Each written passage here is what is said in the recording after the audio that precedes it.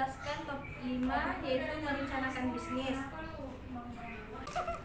Sebelum menjelaskan top 5, kami akan memperkenalkan diri. Perkenalkan, nama saya Syadina Fazli Agustin, jurusan manajemen. Perkenalkan, nama saya Yeni Aidrana, prodi PKP 1. Perkenalkan, nama saya Yolanda Putri, jurusan S1 Manajemen. Perkenalkan, nama saya Tiara, jurusan S1 Manajemen. Baiklah, kami akan memulainya, yaitu dengan menjelaskan 5 pemegang kepentingan utama dalam bisnis yang akan dijelaskan oleh Yeni. Yang pertama adalah pemilik. Setiap bisnis dimulai sebagai hasil ide dari seorang atau lebih mengenai barang atau jasa yang disebut wira swasta, yang mengorganisasikan, mengelola, dan mengasumsi risiko yang dihadapi mulai dari permulaan bisnis. Yang kedua, kreditor.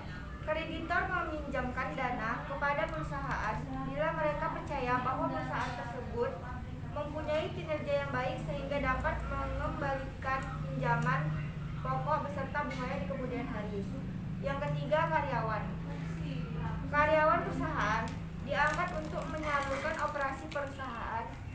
Karyawan yang bertanggung jawab mengelola tugas yang diberikan kepada karyawan dan membuat keputusan penting perusahaan disebut manajer.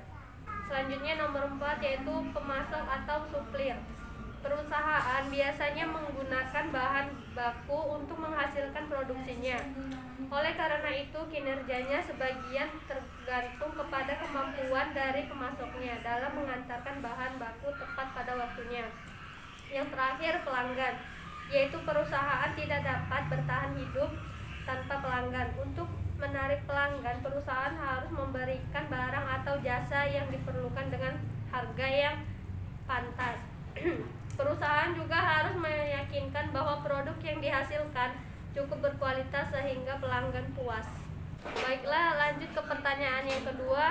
Jelaskan 4 hal rencana bisnis yang diperkirakan dan direncanakan, yang akan dijawab oleh Tiara. Baiklah, yang pertama itu memperkirakan lingkungan bisnis. Lingkungan yang mengelilingi bisnis meliputi lingkungan ekonomi, lingkungan industri, dan lingkungan globalisasi. Kedua, merencanakan manajemen. Itu rencana manajemen di mana termasuk rencana operasional, mentidakberatkan pada rencana manajemen di mana termasuk usulan, struktur organisasi produksi, dan sumber daya manusia dan perusahaan. Yang ketiga, merencanakan pemasaran. Rencana pemasaran difokuskan pada target pasar, di samping karakteristik produk, penentuan harga, distribusi, dan promosi.